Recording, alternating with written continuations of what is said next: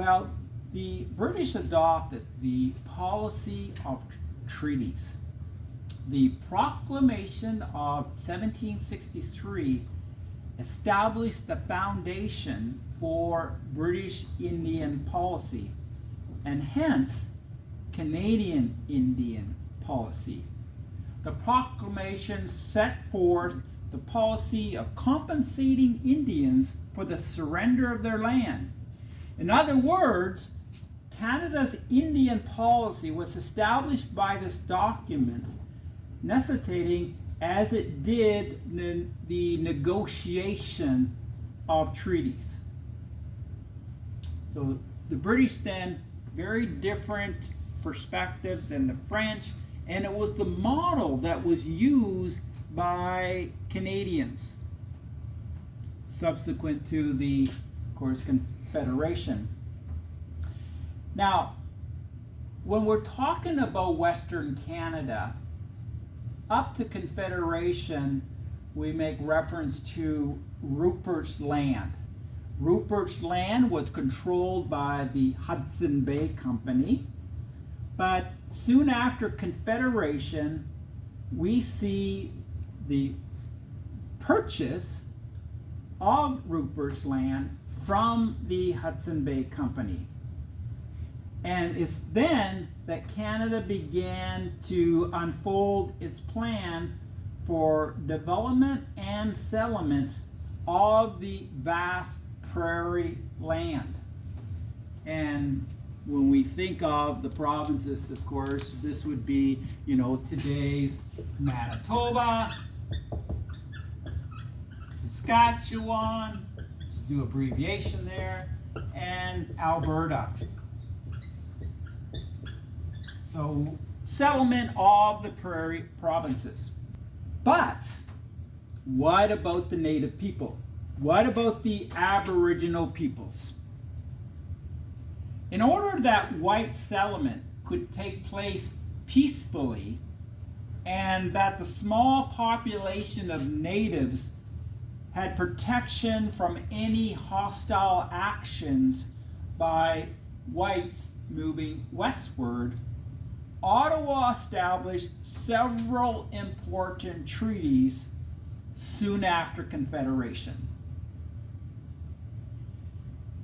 Now, Ottawa, the politicians, had learned from what had taken place in America. And they did not want to see a repeat of that.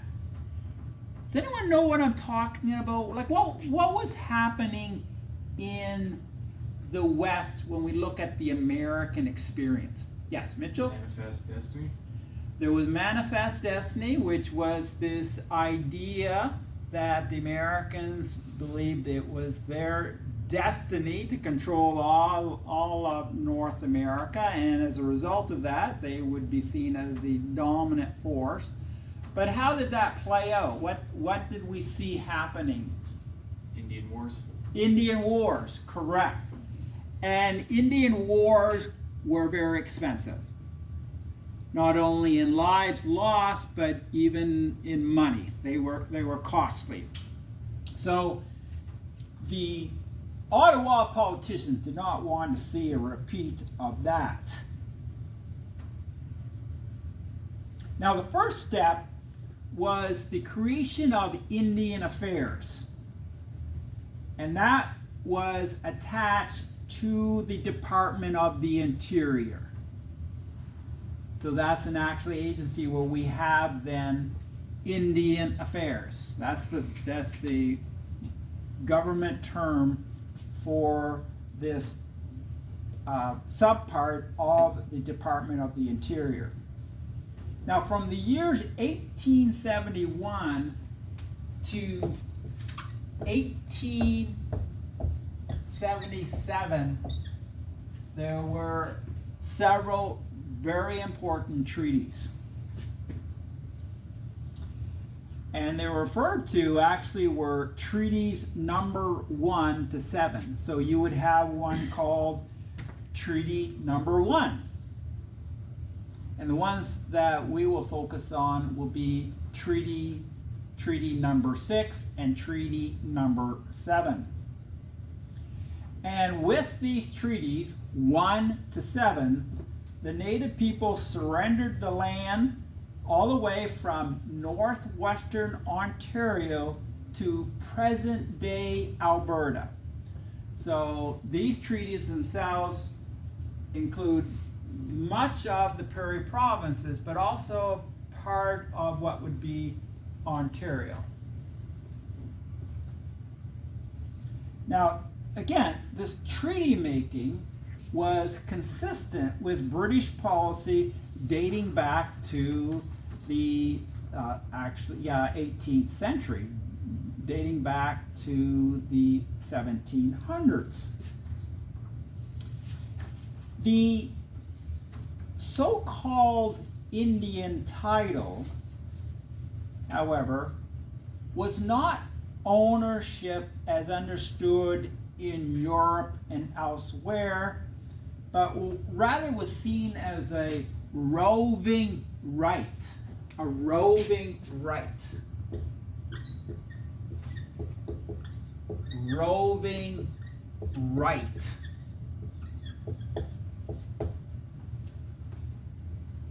Why roving right? Why would they use that term in explaining and signifying what natives were doing? Yes, Mitchell? They were hunter-gatherers. They were hunter-gatherers, yes, and they were mobile. They tend to be on the move. They would follow the buffalo herds, for example. We don't see the establishment of permanent buildings and centers. And so the idea was this roving right. There wasn't the conception of them having ownership of property like we would be familiar in well, if we can even point to today, right? Generally, when we have ownership of land, it's something that we get from a mortgage, we pay for. There was not that arrangement. That was not part of their experience. Thus, the treaties were unique and unlike an agreement between high contracting and sovereign powers. You know, when we look in history, we are aware of, many treaties. Various Europeans would have treaties with other like one European nation with another European nation, but that arrangement was where we talking about sovereignties. We're talking about high contracting and sovereign powers. The natives, that's not their experience. Indians did not have a complex government with formal mechanisms of bureaucracy and certainly no modern concept of democracy. In fact, obviously there was no capital cities, right? I mean, we have people speak of them being nations, but it's really a different definition of nation of what we would know like when we speak of Western civilization. So it was unique then. Now, the Indians ceded territories they formerly roved and hunted, and in return, the Canadian government guaranteed residential reserves, education, and annual cash payments. So they would cede territory, and in return, the government would set aside reserves for them, residential reserves where they would live. There would be, the government would be supporting education, and each year there would be a payment to the Native people. Now, the Native people really had no choice in the matter. I mean, they really basically were I guess you could say, sort of like it was an ultimatum. It wasn't like they could reject the terms. I mean, if they did not accept the terms as presented to them by the government, what would that mean? Well, they would lose their interest in the lands. So there wasn't much that they could do, especially when they were cognizant, very much aware of the consequences of the diminishing buffalo. I mean, that was their way of life before, the buffalo. If the buffalo are gone, what's the next step? What could they possibly do for survival? Now, with the Indian Act of 1876, Native people were viewed as special wards of the crown. Special wards of the crown. And from this, you have the issue of paternalism, in that these, as special wards of the crown, it was the government that was mostly calling the shots in the working out what these people needed to carry on in Canada. And I mean, generally what I'm talking about here is the government taking control of Aboriginal life. And the Indian Act set out one universal governing structure for all Indian peoples. As some argue, the Act effectively became Ottawa's tool in handling, controlling, manipulating, and assimilating the natives. Ottawa believed it was the best interest for both parties to see the eventual assimilation of the Indians in modern Western society. So we have the policymakers in Ottawa, the federal government, believing that the best for all Canadians was for Indians to be assimilated, to be embraced or be a part of modern Western society. The government was anxious to establish reserves for the native peoples and eventually show them the benefits of Western civilization. And there was a sense of optimism as economic development had ushered in an era of material well-being for Canadians. So when we speak of the early years of Confederation, the early years of Canada, it corresponds with increasing urbanization and industrialization and signs of economic prosperity, of course tempered by different issues that arise in the 19th century. But for the most part, we see the emergence of a more modern society. By 1875, treaties numbered 1 to 5 had given the Canadian government control of land around the Great Lakes, Manitoba, and part of the Northwest Territory. So in the first 4 years of this treaty making process, we have the land of around the Great Lakes, Manitoba, and even further into the prairie being established. Now, the true test of government Indian policy, though, were Treaty 6 with the Cree,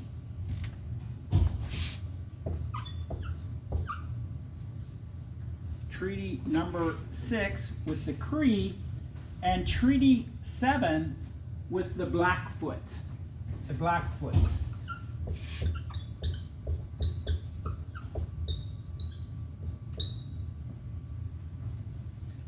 In American scholarship, they are referred to as the Blackfeet, but in Canada, the terminology is Blackfoot. If anyone has visited Calgary, you can see signs that see that term. Blackfoot Trail, for example, is an important thoroughfare in Calgary, in the city of Calgary. Okay, first Treaty 6. Treaty 6 with the Cree was seen by the government as being important because of potential native trouble due to hardships created by the disappearing buffalo. There were concerns and indeed fears were warranted considering that in 1871 one military officer reported that he had traveled 1,200 miles on the plains without seeing a single buffalo.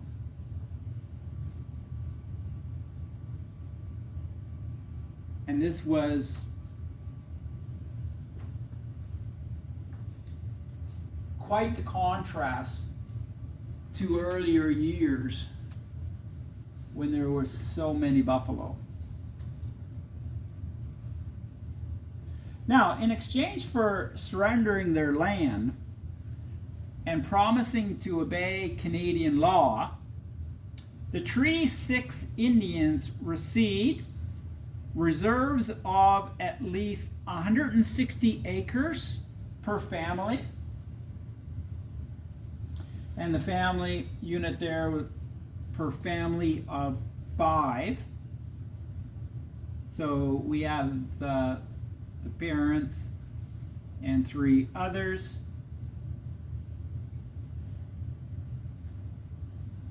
And there could be others part of that family. You could be, I assume aunts and uncles and so forth, but the family unit of 5 could receive 160 acres.